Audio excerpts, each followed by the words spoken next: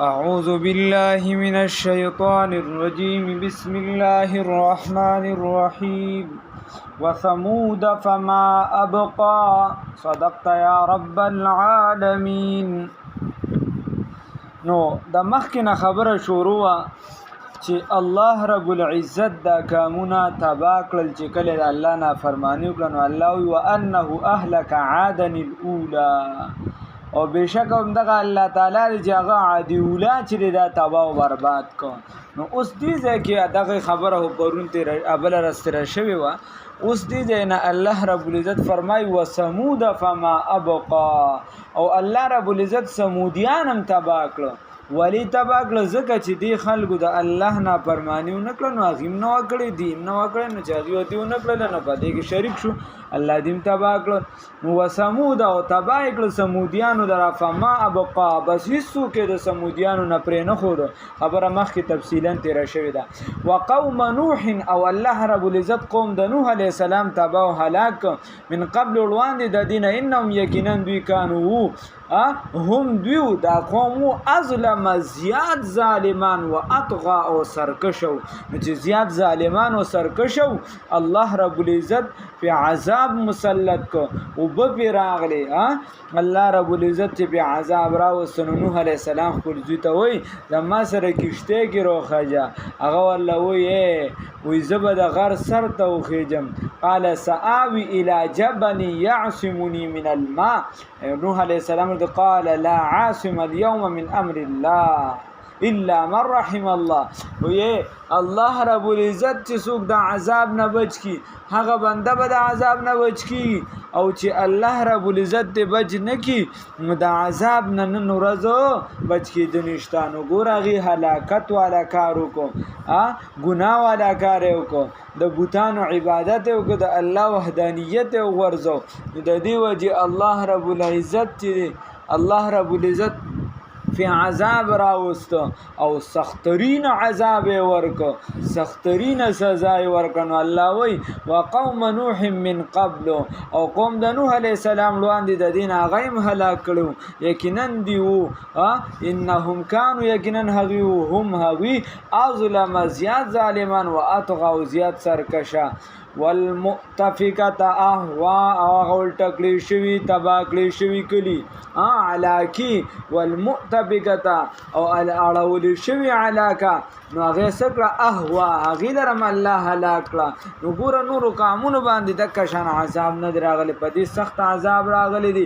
یو الله رب العزت فرمای فتمسنا اعینهم الله د دې سترګو نظر بوته. دویم نمبر الله رب العزت د دې زړونو پړق اوچول او دریم نمبر په دې باندې کانی راورول او سلورم الله فغشاها ما غشا پس چا گیا اس بستی پر عذاب جو چا گیا. نو خبر ادا سی و چې دل را پټ کو راگیر کا آغا عذاب چې آغا عذاب سشو دل راگیر کو نو دا بستی ټوله چې دا علاقه ټوله عذاب نسله وجه سوا د دې وجه سو وجه دا و چې دا خلک په لواتت کې اختو دا په همجنس پرسته کې اختو نو الله دې له سخترینه سزا ورکړه.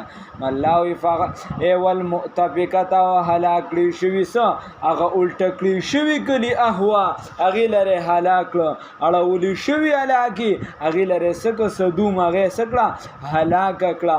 فغشا نو بس را پټ کړه هغه لره ما هغه غشا چې پټه کدی لره فبأي آلاء ربك تتمارا. فبأي آلاء ربك فكم یو نعمت در رب خپل تتمارا تاسو شک کوي. نو هلاکت د مجرم چری دام څه شي دی دام چری د الله د طرف نعمت او احسان دی.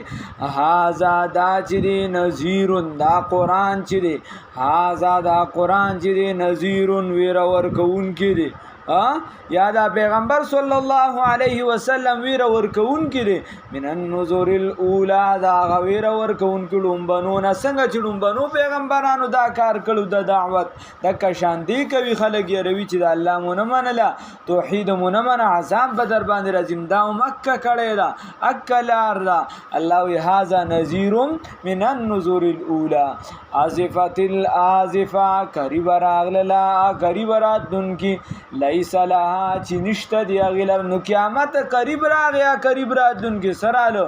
قیامت راغلل. نو څنګه چې دا قیامت ورځ د یوم التغابن، یوم الحشر، یوم المیزان، یوم القارعه، یوم الحساب وغیره، نو تک شان یو نوم دی یوم الازفه. هغه ورځ د څه شي؟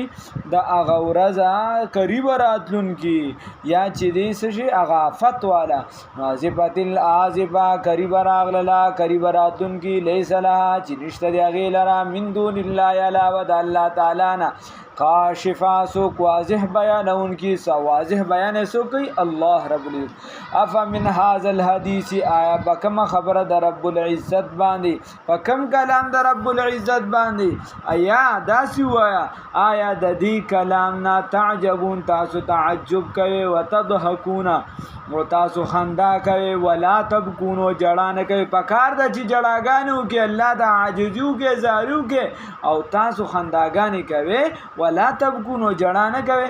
وانتم سامدون وانتم غافلون او تاسو سے غافل ہے، تاسو سے غافل ہے، تاسو په غفلت کې پریوته. فسجدون بس سجدو کې لله ها الله تا وعبدوا ها الله بندګیو کې، ها الله ته سجدو کې او د الله بندګیو کې. نو دا په دې قران کې ډومبنه سجده چې دا غمدا ده او چې کله دا سجده رسول الله صلی الله علیه وسلم وکړه. مسلمانانو خو د رسول الله صلی الله علیه وسلم په تابعداري کې وکړه. رسول الله صلی الله علیه وسلم د الله په حکم وکړه او کافرانو مسلمانانو ته وکړه ته په مجلس کې ناس نو هغې وکړله. خو یو امیو چې هغه سجده ونه کړله د ځمکې نه لږه خاوره راواغشتله او په تندي کې خو د الله بیا هلاک کړ. نو الله وی فسجدوا لله واعبدوا، الله ته سجده وکړئ او د الله بندګي وکړئ. الله رب العزت ته په سمجھ رانیسي.